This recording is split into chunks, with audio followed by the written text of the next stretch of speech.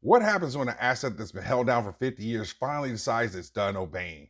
I got this idea while I was in the store and I was watching this kid throw an elite level tantrum. And for some reason, I saw it coming, but the mom didn't. And that's the thing about tantrums. They look random, but they're almost never random.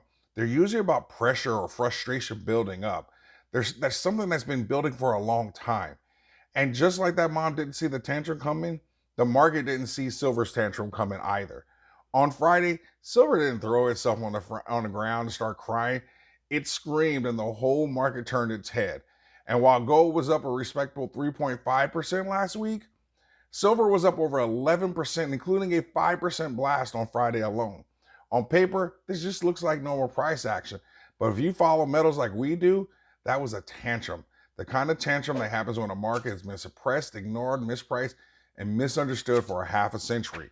We always knew this was coming, but the only question has been, why is it struggling for so long? And when it finally breaks out, is it going to be a 2 minute or a 2 year tantrum? And I'm going to break down the 5 forces that tell me this isn't a temporary tantrum. Instead, it's the development of a new reality for silver. But first, I got to do one other thing. What is good, Stackers University? It's so wonderful to have you here with me today. And if I deliver any value, do me a favor and go ahead and hit that like button. And you only have a few days left for the investing.com Black Friday and Cyber Monday deal, where you can get up to 65% off with my link in the description. So go and click on it and check it out. Thank you to investing.com for sponsoring this video. Let's start with force number 1, suppression. I've been talking about that. Before you understand the tantrum, you have to understand the pressure. Silver's been under the same ceiling of $50 in 1980, 2011, 2024, 2025. And that's like half a year in the straitjacket. How would you act once you finally broke loose? Meanwhile, gold has gone from $900 to over $4,000. The dollar has lost 80% of its purchasing power. Money printing, industrial demand has exploded. Silver deficits and silver production can't keep up. October was their last month that they actually could slap down silver. And what happened this Friday? It came back with a vengeance. Not only did it close above $50, it had its highest monthly close ever of $56.44, which was 17% higher than the October. Just like a kid being told, no, not now for the 200th time, silver's crack up was inevitable. The second force we need to talk about are the triggers, and these things are what are actually driving it. And from where I sit, there are really 4 triggers that push this. Trigger 1, the technical breakout. We already mentioned that this monthly close was critical and we finally got it. And that means that the cup and handle pattern is now intact. Trigger number 2, gold versus the S&P 500 breakout is officially here. Michael Oliver showed it clearly that gold just broke out of an 11-year base against the S&P 500. This signals a major rotation out of equities into metals. Trigger 3, and somewhat related, is the silver versus gold breakout for the first time in decades. Silver is the little brother, but it's not trailing any gold anymore. It's leading. And trigger number 4, the physical market stress. While there's plenty of silver above ground, much of that surplus is in the hands of investors like us who won't be selling, not at $56 at least, because the depositories don't have enough silver to meet the demand. The paper market is now losing its control over the silver price, and that's major for us. And meanwhile, while the paper market is losing control and we're just starting to break out, did you happen to notice that the CME went down for 10 hours with no backup? You're supposed to tell me that the world's largest derivatives exchange doesn't have a backup, and during one of the more important trading windows of the year, it just happens to go down for 10 hours? Come on, man. And moving on, force number 3 is about the velocity. This is important because this is where silver stops acting rational and start acting like a toddler in Walmart. We saw some of this on Friday, and we need to watch what happens this Sunday when the market's open to get confirmation. But what we've just experienced and what we will go through over the next few months is going to be something very non-traditional, where traditional metrics like MACD and RSI and everything else, they're not going to be able to give us good indications. As Mike Oliver said, overbought is going to have a new definition once this gets going.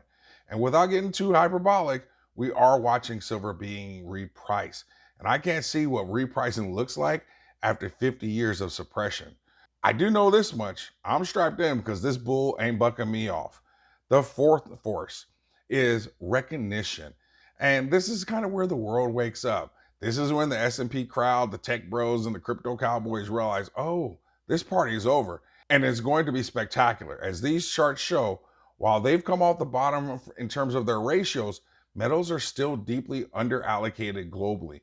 And physical delivery requests are surging. And look at this COMEX chart. It just really brings that point home. And did you see the buy just unveiled the world's largest silver bar? 1,971 kilograms.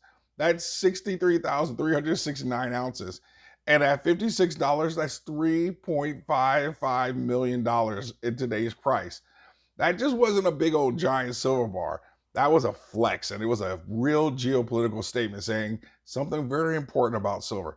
And then on top of that, as I mentioned this before on this channel, silver is a Geffen good, meaning that as demand increases and the price goes up, people want it more. Nobody wanted silver at $22.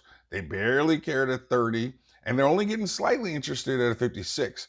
Just wait until it's at $75 and then $100. People won't be able to control themselves. And the fifth and final factor I want to talk about is this new paradigm. And Michael Oliver is calling for $100 silver sometime in 2026, and he's actually estimating they could get as high as $200. But I want to also point out that he's not saying that's when the bull market's going to be over. He's simply saying that this is going to become the new baseline because that's going to be the new paradigm for silver. And why? Because we got lots of reasons to believe this, because inflation alone puts silver at $200 plus. $50 silver in 1980 is about $200 to $250 today when adjusted for money supply. And that doesn't even include the remonetization that's taking place in Dubai and India, central bank accumulation, or the global rotation out of bonds and equities. Silver may be gold's little brother, but little brothers grow up, and sometimes they outgrow their big brother. And I think we're about to enter one of those phases. This tantrum of silver, it's not the end, it's just the beginning. So as we start to wrap up, this breakout is really more than a breakout. It's more like breaking free.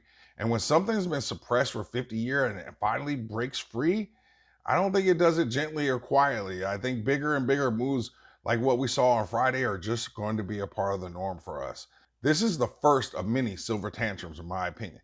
In the comments section, do you think $100 silver is possible by July 2026? Did you happen to get a purchase in before $56 silver? If so, what did you get? Or simply put an A+ in the comments if you received any value, you want to show me some love, or if you just want everyone to know that you always stack smarter and never stop learning. Let's be real. You've worked hard, but the system keeps you stuck. The working poor cycle has you earning, spending, and starting over. It's time to flip the script.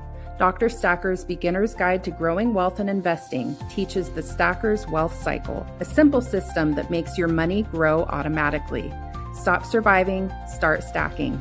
Grab your copy today on Amazon or stackersuniversity.com.